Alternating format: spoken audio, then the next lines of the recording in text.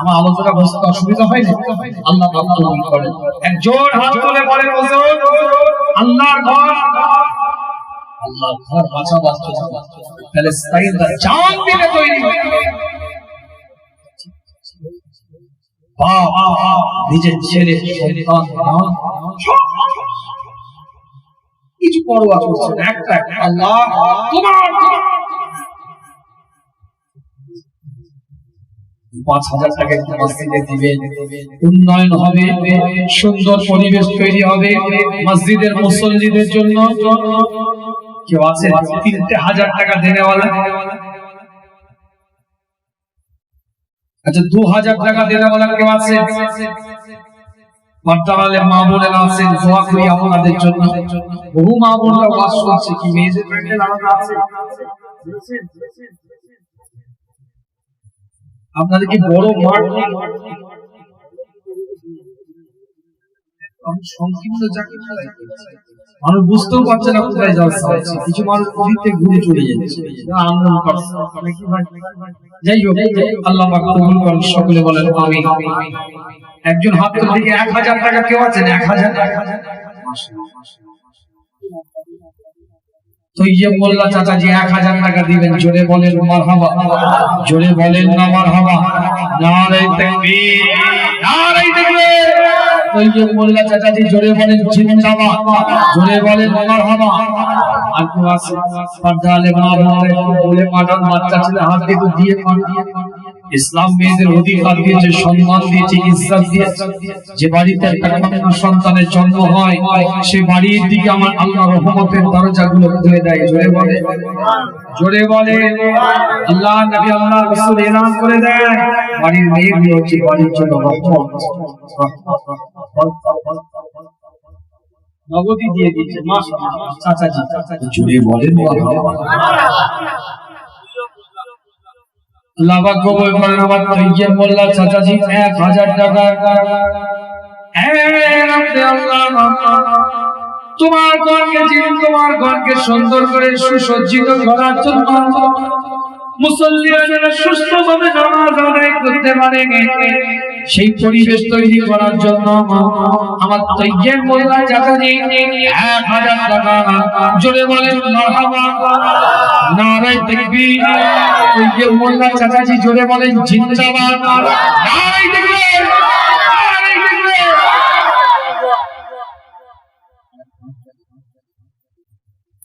আর 1,000 টাকা,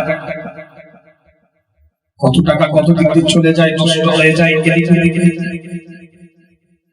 আল্লাহ কবুল করবে।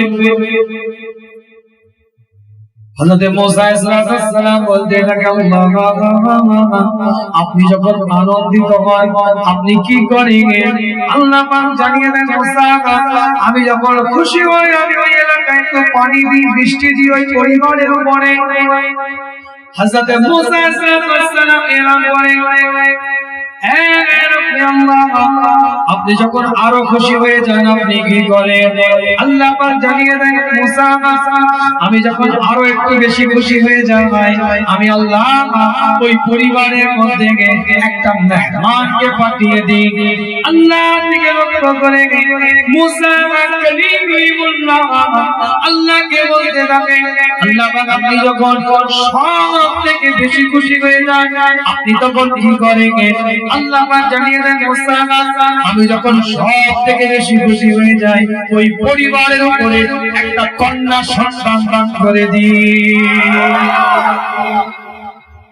আল্লাহ যখন সব থেকে খুশি হয় তখন কন্যা দেয়। আর আমাদের বাড়িতে যখন কন্যা হয় শাশুড়ি গুলোর মুখটা বাংলা কাজ ওদের পেছনে হয়ে যায়।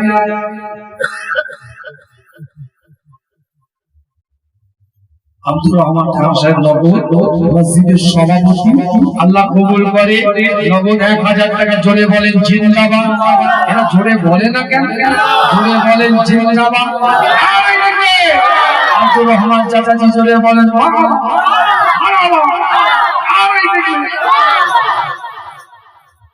আল্লাহ নবী আল্লাহ রাসূল বলে দুটো নামের ওসিলায় কাল কিয়ামতের ময়দানে আল্লাহ কিছু মানুষকে জান্নাতি বানিয়ে দিবে।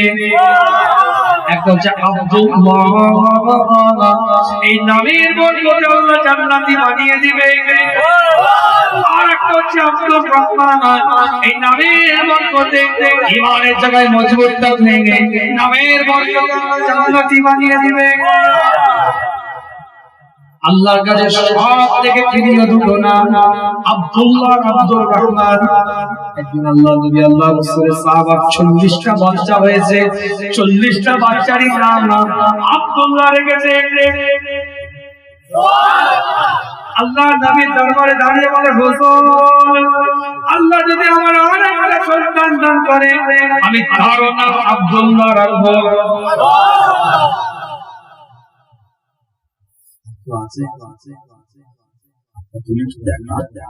দোয়া করি মাবুদ একটু জীবন তৈরি করো।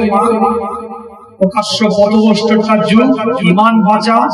মেয়েদের পুকুরে গোসলের জায়গা আলাদা থাকবে, ঘেরা থাকবে। ছেলেদের পুকুরের জায়গা আলাদা হবে। লাড়ু পেকিয়ে ফেলো না। রাসূল বলে একটা মেয়ে যদি জাহান্নামী হিসাবে সিলেক্ট হয় সে একা যাবে না, 4 জন সাথে করে নিয়ে যাবে। তার বাপকে, তার ভাইকে, তার স্বামীকে, তার ছেলেকে, 4 জনকে সাথে করে নিয়ে একটা মেয়ে যাবে।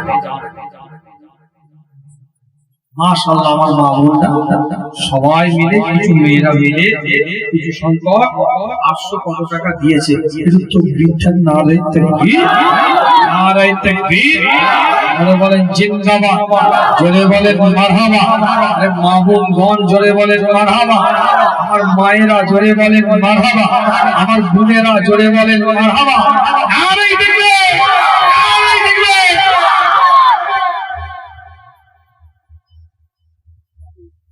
একটা মেয়ে 100 টাকা আর এক কত পড়া আর কেউ না একটু দিবে, একটু দোয়া করি। আল্লাহ তাকে দুটো হাত তুলে একটু ফরিয়াদ করি, যুবক তোদের পায়ে ধরে বলি তোদের ফিরে দাও না। মুজাদ্দেদে জামানের ফোন নিয়ে আজ থেকে মাহফিল থেকে নিয়ত করে যাও আমি 1 ওয়াক্ত নামাজ জামাতের সাথে 1 ওয়াক্ত থেকে শুরু করব। যারা নীল একদম জীব 1 ওয়াক্ত মুসলমানের বাচ্চা নামাজটাই করতে জানে না, মসজিদটা হাতে ধরে পায়ে ধরে, প্রত্যেকটা কমিটিদের পায়ে ধরে বলছি তো ফিরে দাও না, একটু মসজিদে আয়, মসজিদটা আবাদ কর। মুরব্বী চাচাজিরা যারা আছে অনুরোধ করবো সূরা ফাতিহা